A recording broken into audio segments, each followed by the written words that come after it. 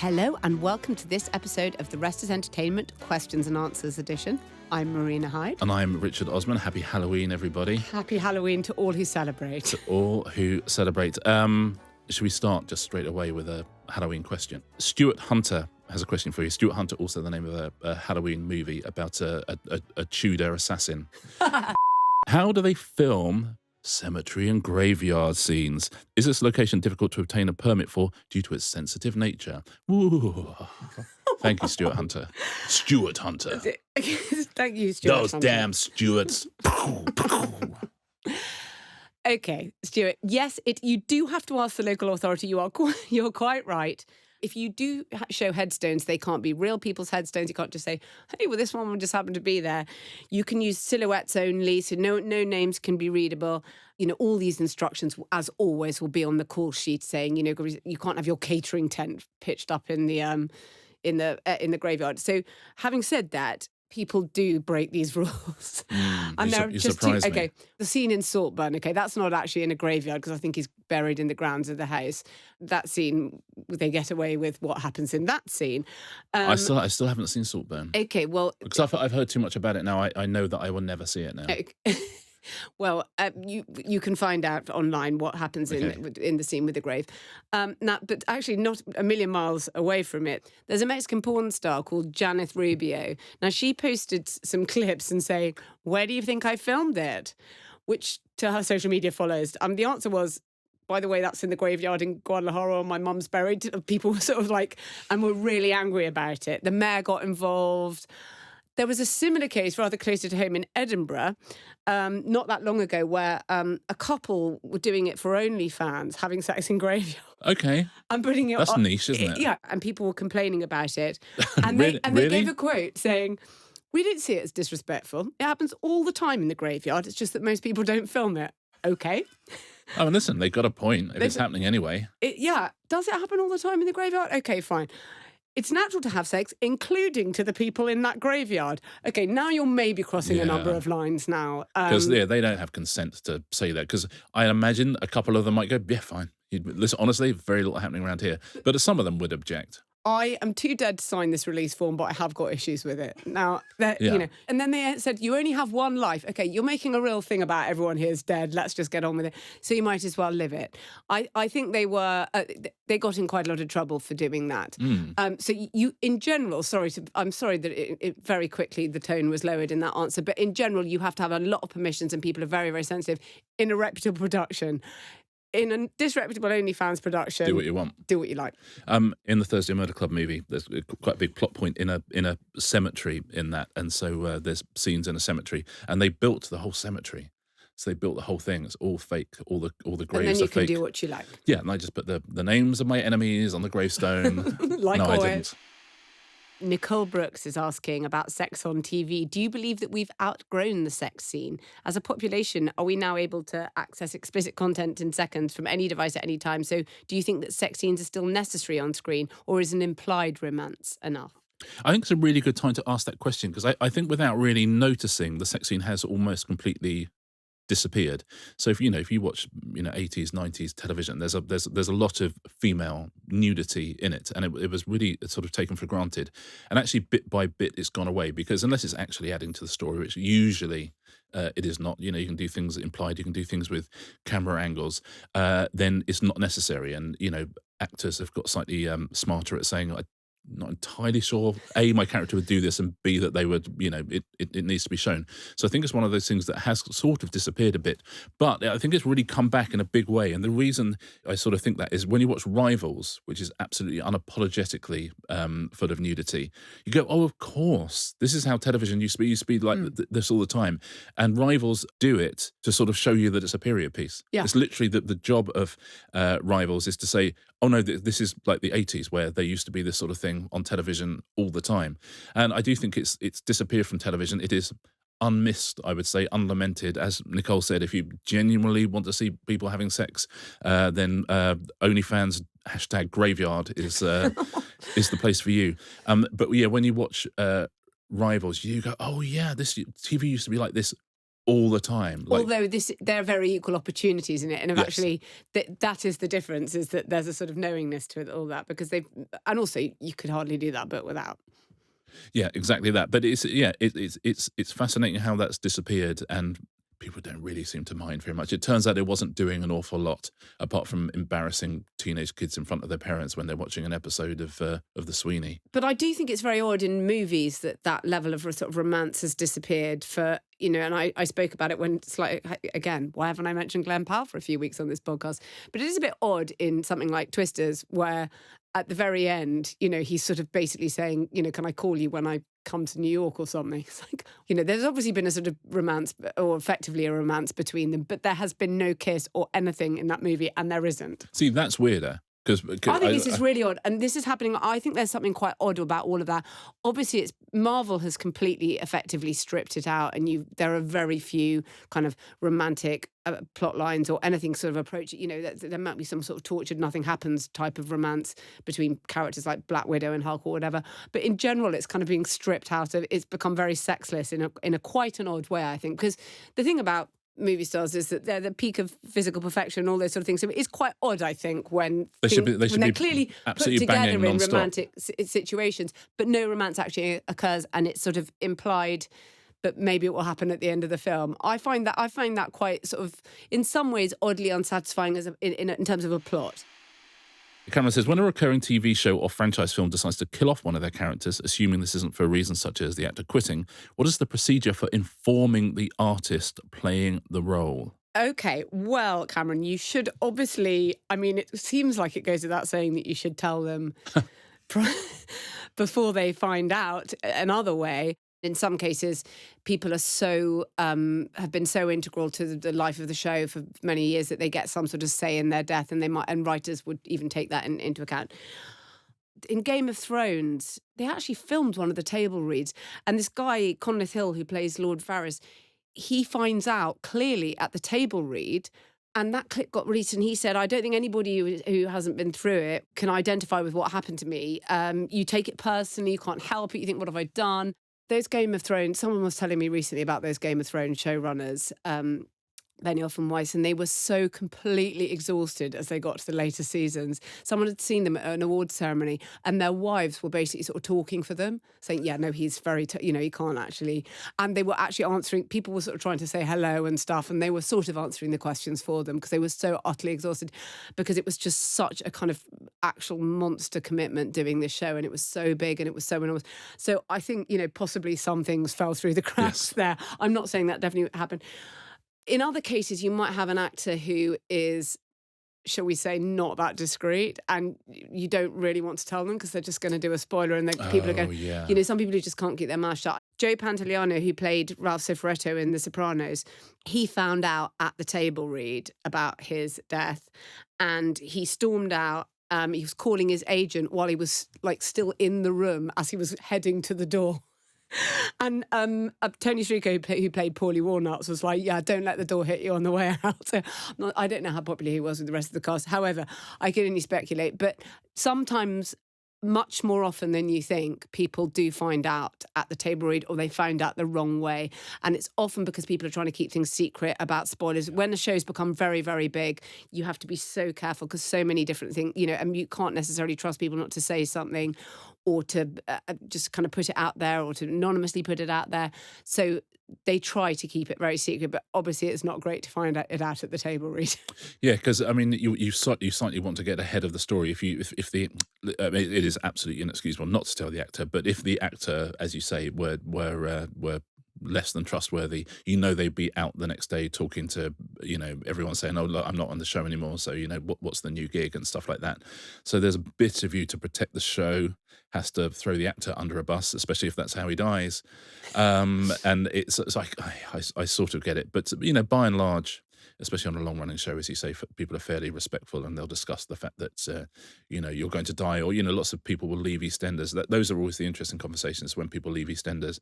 The debate about whether they actually die or not. And sometimes if they really, not just EastEnders, other things, if they really don't like you, they will make sure you die in a way that, even by the standards of stretching all fictional tropes, you can never come back. Yeah, and that's the 100% that. Occasionally, you just think, well, I know that you might at some point, if you're Ross Kemp and you're leaving EastEnders and Ross Kemp are both go, let's leave this open because, it'd be lovely, Ross, if at some point you want to come back.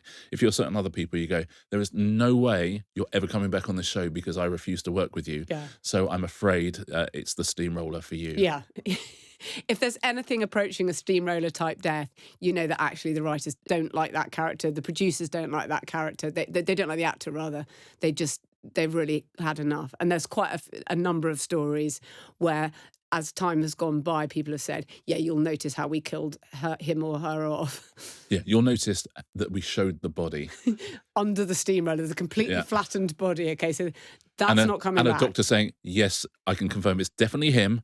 And he is definitely dead. Even allowing for advances in medical science in 20 years, there's no way we will be able to reanimate this pancake. Yeah, it's absolutely. It would be a narrative impossibility for this man to survive. Lovely working with you, Martine. I'm kidding. This episode is brought to you by our friends at Sky, who are proud partners of The Rest is Entertainment, where you can watch Sky originals, including Sweetpea, a darkly comic thriller starring Ella Purnell. Marina, do you like coming-of-age I stories? most certainly do, Richard. How about a coming-of-rage story? Okay, yes, please. That's clever, isn't it? Well, Sweetpea is a twisted coming-of-age story, as you say, starring Ella Purnell, who people might know from Yellow Jackets, Fallout as well. Unbelievable actor. She's Rhiannon, a quiet wallflower turned serial killer. So her life is pretty mundane at the beginning of it. She continuously is overlooked by her boss. A long-standing crush ignores her. A high school bully has resurfaced. And her dad is really sick. Then suddenly everything in her life is turned upside down. The wallflower is gone. In its place, a young woman capable of anything. Can she keep her killer secret? I can't wait to see this. I love any form of, anyone just finally having had enough and losing it. Yeah, if you're looking for a thriller with a great bit of dark comedy, which is exactly what this is, it's unpredictable. Rhiannon's kill list keeps growing. No one is safe. But the big question is, will she get caught? It's funny. It's very, very dark. The performances are extraordinary. It's strongly recommended. So watch Sky Original Sweetpea from 10th of October on Sky. Katie says, on lots of TV shows, and I've noticed particularly on Industry and Ludwig recently, characters regularly just hang up the phone without saying goodbye. It is so rude. I know it's probably for reasons like keeping the dialogue snappy and editing time, but how do you film it so it doesn't just seem hostile, rude to the TV audience? And are there any other rules of normal interaction that writers consciously break in order to keep things moving? It's always because of time. It's just a wasted piece of interaction. Actually, whilst there's a whole sort of community out there of people who say, oh, it takes me out of the action because it's so fake that they haven't said hello or goodbye, most people don't notice it because it's not relevant to the action. You know, the most basic rules of scene writing, which you've probably heard, is that you go in at the last possible moment and you leave as soon as possible. And if you could go in any later or leave any earlier, then you should do, because it's always about economy of timing. By the way, not everyone does say hello and goodbye on the phone. I have to say that my grandfather used to said the telephone is for passing information. Wow. So he neither said hello nor goodbye, would say things like, I will be at the station at 2. Was he an emotional man in other ways? Not necessarily. But funnily enough, this weekend I spoke to my former stepfather-in-law, I guess. Your former stepfather-in-law. Stepfather-in-law, who I hadn't spoken to for years, and he wanted to speak, and I talked to him for quite a long time. And as the time was getting on, I had to go off and do things. I was with my children, and I said, "Okay, Jose, I've got to go now." And he put the phone down. But again, he wasn't me. He is one of those people who just clicks the phone down. That's the end. And you don't have to go through this whole long, like, goodbye, no, I love you more, I love you, that sort of thing.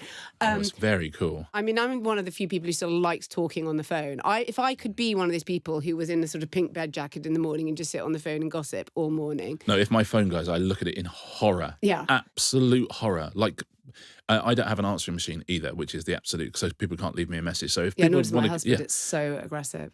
But do you think? Yeah. No, but because who leaves you messages? It's always like estate agents from 8 years ago. Yeah. And anyone else, if they got your number, you can send a message.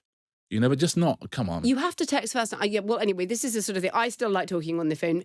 There's another sort of funny things about phones that, they always used to have, in American things, they had to have the area code 555, which didn't exist as an area code. So whenever you see in those old American things, they say, I'll be on 555, because people will dial any number they see on television. When you're making a TV show, you have to be so careful that number doesn't exist or that number couldn't exist, because I promise you, a huge number of people, if they see any, especially now where they're sitting watching with their phone in their hand, will literally ring the number they see on the screen when they see it. You can't put any piece of information on a television screen without everyone Googling it. If you even have a street name, like people are walking down the street and it'll say the name of the road, everyone is Googling that road and seeing if they can find it. They go, oh, look, Google Maps, look, that's where, I think this is where they are. And then they'll look up how much that house cost. I always think, when you watch like old episodes of Minder or Prime Suspect, that some people must recognise their house. Yeah. Some people must just go, oh my God, that's our house. Yeah. That's absolutely crazy. Sorry, what was the question? The question was about Ludwig and industry and things like that. But yes, I really loved Ludwig, by the way, and I'm glad that's coming back again. And I love industry, which is brilliant. But yes, you never will waste time on that. And it also, I actually think it sounds weird here because I'm so used to the kind of rhythms of normal television. Yeah. In life, it may seem weird to some people if, like my former stepfather-in-law, you just put the phone down. But on television, to me, it looks weird. Unless there's a whole point, there's a whole plot point about people who can't say goodbye to each other, then there's no reason to have it. In terms of other things that keep moving, I always think my absolute favourite plot device that never ever happens in the real world is one character has some really important information and the other character is too busy to hear it. Yeah. So they go, no, but I got to tell you, it's like a really big thing, like an assassin's coming around to your house. Yeah. And they go, yeah, John, I've just got to go to the station. No, but it's really important that, John, I'm going to the station. Closed door. Like in real life. Die. In real life, yeah. Exactly. In real life, you actually say, I'm not kidding you, this is incredible. You have to, just before you shut the door, there is an assassin going to kill you. Yeah. But in and television, if you put the phone down, just text them. By the way, there is an assassin going to kill you. Going to kill you. Yeah. The only time it would be ever acceptable for you to ring me would be if an assassin is coming around to kill me. If ever I pick up my phone and it's ringing and it says Marina Hyde on it, I will know. Well, do you know what? I won't even have to pick up because I know that there's only one reason that she'll be ringing me. I may have information to pass to you, like where they are, which window they're coming in, something like that. Do you know what? I just get my escape pack and I run. I don't care. That's your bug out bag. Yeah. I'm not going to be going, oh, yeah, oh, interesting. Are they? Oh, they're on the way, are they? Oh, they're just around the corner. I bet, boom, I'm out. I want Reach to write an article about you this week saying that you've got a bag up bag and you're a prepper. Osman revealed as doomsday prepper.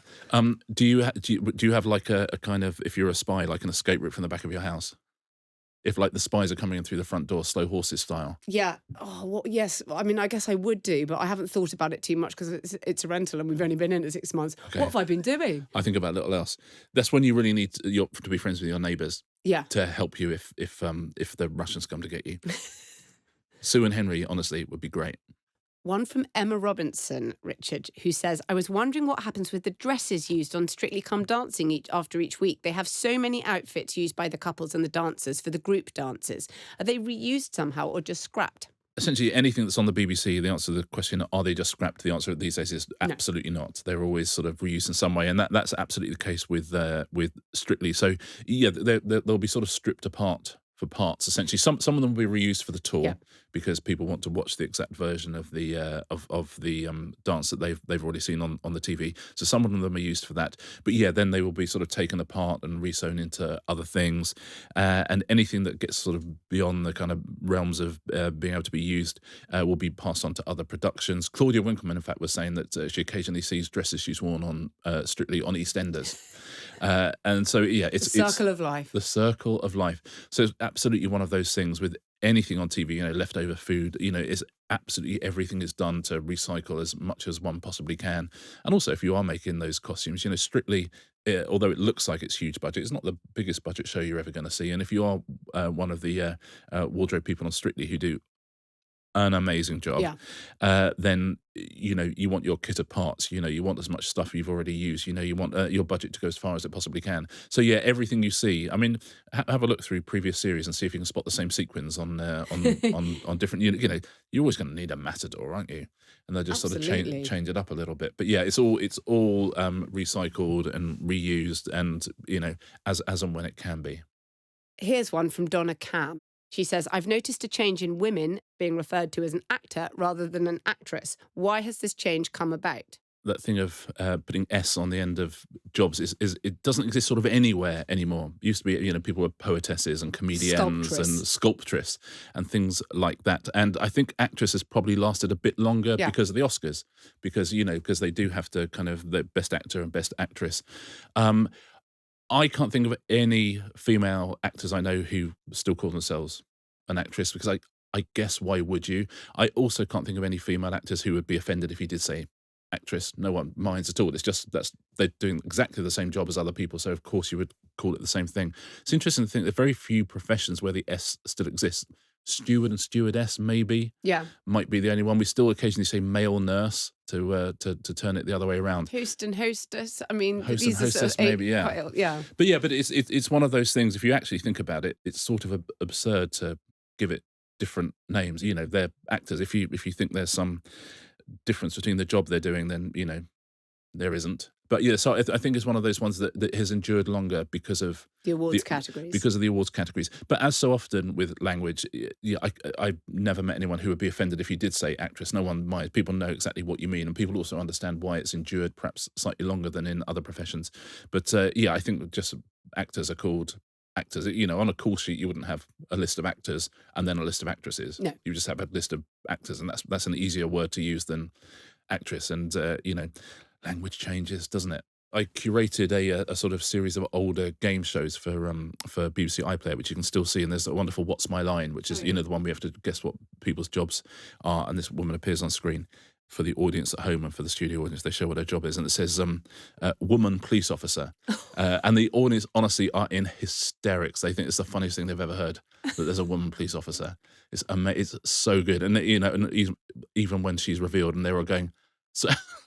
Roughly, I'm so sorry. From? That would have been, I guess, mid-60s. God. I would have thought. That's another. We used to What call them a novelty. We used to call people WPCs. Yeah. And just think, but why would what are you saying if you're calling them something? I think they're doing the same job. It's one of those things, the joys of our language. All the best, everyone. See you, everyone. See you next Tuesday.